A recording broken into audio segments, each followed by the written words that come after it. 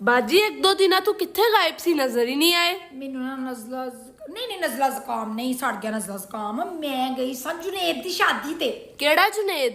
ਜੁਨੇਦ, ਆਪਣਾ ਜੁਨੇਦ ਸਫਦਰ, ਮਰੀਮ ਦਾ ਬੇਟਾ।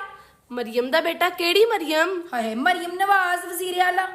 ਅੱਛਾ ਬਾਜੀ ਛੱਡਿਆ ਕਰੋ, ਉਹਦੀ ਪੁੱਤਰ ਦੀ ਸ਼ਾਦੀ ਪੂਰੇ ਸੋਸ਼ਲ ਮੀਡੀਆ ਤੇ ਹੈ ਤੇ ਮੈਂ ਤੇ ਤੁਹਾਨੂੰ ਕਿਤੇ ਨਹੀਂ ਵੇਖਿਆ। ਹਾਏ ਮੈਂ ਤਿਆਰ ਬੜਾ ਹੋਈ ਸਾਂ, ਮੈਂ ਵੰਸਵਨੇ ਲਹਿੰਗੇ ਮੈਕਸੀਆਂ ਕੰਠੇ ਟਿੱਕੇ ਤੇ ਨਾਲ ਮੈਂ ਪਾਸੇ ਤੇ ਬੈਠੀ ਰਹੀ ਹਾਂ ਨਾ, ਜ਼ਰਾ ਤਬੀਅਤ ਖਰਾਬ ਸੀ ਸੋਸ਼ਲ ਮੀਡੀਆ ਤੇ।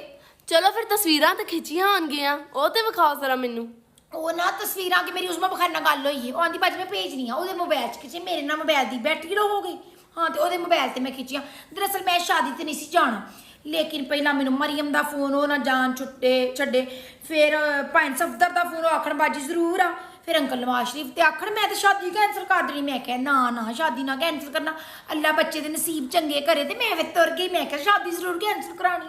ਬਸ ਕਰੋ ਬਾਜੀ, ਕੋਈ ਛੱਡਣ ਵਾਲੀਆਂ ਗੱਲਾਂ ਛੱਡਿਆ ਕਰੋ। ਇੰਨੀ ਵੱਡੀ ਗੱਲ ਦਾ ਝੂਠ ਮੇਰੇ ਨਾਲ ਨਾ ਬੋਲੋ ਤੂੰ ਤੁਸੀਂ। ਸੜਬਲ ਗਈ ਹਾਂ ਜੀ, ਤੂੰ ਤੇ ਸੜਬਲ ਗਈ ਹੈ। ਮੈਂ ਜੁਨੇਦ ਦੀ ਸ਼ਾਦੀ ਤੇ ਜੋ ਹੋ ਕੇ ਲੈ ਮੈਂ ਕਿਉਂ ਸੜਨਾ? ਤਸਵੀਰਾਂ ਆਣਗੀਆਂ ਤੇ ਜ਼ਰਾ ਮੈਨੂੰ ਵੀ WhatsApp ਕਰਨਾ।